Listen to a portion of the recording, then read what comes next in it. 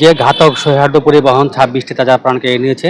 এটি সেই যে বাসটি গতকালকে বিকাল 5টার দিকে দৌলতদিয়ার যে 3 নং ঘাট রয়েছে সেই ঘাট থেকে কিন্তু কন্ট্রোল হারিয়ে যিনি চালক ছিলেন তিনি কিন্তু নদীতে ফেলে দেন বাসটিকে। এই পর্যন্ত কিন্তু আমরা যেটা জানতে পেরেছি প্রায় 26টি মরদেহ উদ্ধার করা হয়েছে। আপনাদের একটা বিষয় জানা রাখতে চাই, আপনাদের একটু ভিতরে দেখাতে চাই এই সৌহার্দ্য পরিবহন যেটি রয়েছে।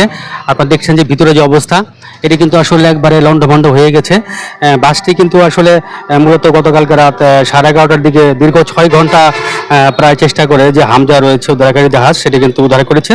আপনারা একটা বিষয় জানা রাখতে চাই, সর্বশেষ তথ্য অনুযায়ী যে নিহত 26 জন রয়েছে এর মধ্যে কিন্তু 11 জন নারী, 7 জন পুরুষ এবং 8 জন শিশু রয়েছে।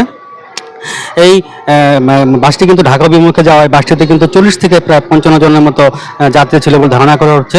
দুর্ঘটনার পর 5 থেকে 7 জন যাত্রী তীরে উঠতে সক্ষম হলেও কিন্তু অন্য যাত্রীতে উঠতে পারে নাই।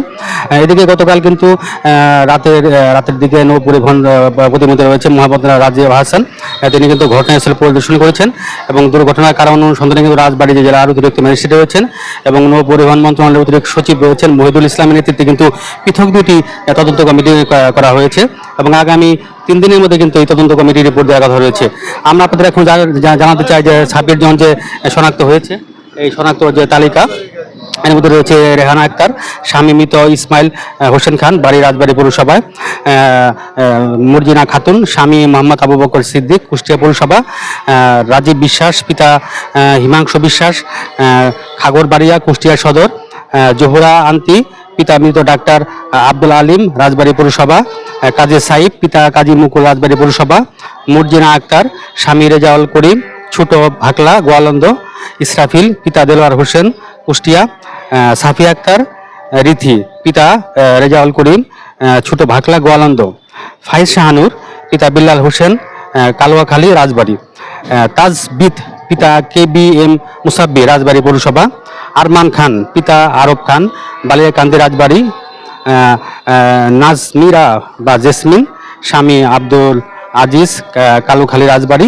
লিমা আক্তার, পিতা সোভান মণ্ডল, রাজবাড়ী সদর, জুসনা, স্বামী মান্দান মণ্ডল, রাজবাড়ী সদর, মুক্তা খানম, স্বামী মৃত জাহাঙ্গীর আলম, কোটালীপাড়া গোপালগঞ্জ। নিহত তালিকায় রয়েছে নাসিমা, স্বামী মৃত নূর ইসলাম, পার্বতীপুর দিনাজপুর, আয়েশা আক্তার সুমা, স্বামী মোহাম্মদ নুরুজ্জামান আসুরে ঢাকা, সোহা আক্তার, পিতা মোহাম্মদ সোহেল মোল্লা, রাজবাড়ী পৌরসভা, আয়েশা সিদ্দিকা, পিতা গিয়াসউদ্দিন রিপন, খোকসা কুষ্টিয়া, আরমান, পিতা নুরুজ্জামান, শৈলকুপা ঝিনাইদহ, আব্দুর রহমান, পিতা আব্দুল আজিজ, কালুখালী রাজবাড়ী, সবিত হাসান, পিতা শরীফুল ইসলাম, রাজবাড়ী সদর, আফান তাহমিন খান, পিতা ইসমাইল হোসেন খান, রাজবাড়ী সদর, উজ্জ্বল, পিতা মজনু, কালুখালী রাজবাড়ী, আশরাফুল, পিতা আফসার, কালুখালী রাজবাড়ী এবং 26-এ রয়েছে জাহাঙ্গীর, পিতা সানাউল্লাহ, কালুখালী রাজবাড়ী। এখন পর্যন্ত কিন্তু 26টি মরদেহ উদ্ধার করেছে যারা উদ্ধারকারী কর্মী রয়েছে তারা। তো তারা বলেছে তারা আরও নিখোঁজের যারা কোনো আত্মীয়স্বজন থাকলে তাদেরকে আহ্বান করছে এখানে এসে তাদের নাম তালিকা দেওয়ার জন্য, অথবা তাদের মহাপরিচালক বিকেলে আসার পরপরই তারা হাতে উদ্ধার কার্যক্রম শেষ করবে। তো এই ছিল আমার কাছে দৌলতদিয়া ঘাট থেকে বাসডুবির ঘটনার সর্বশেষ খবর। শহীদুল ইসলাম সুজন, ATN বাংলা, দৌলতদিয়া, রাজবাড়ী।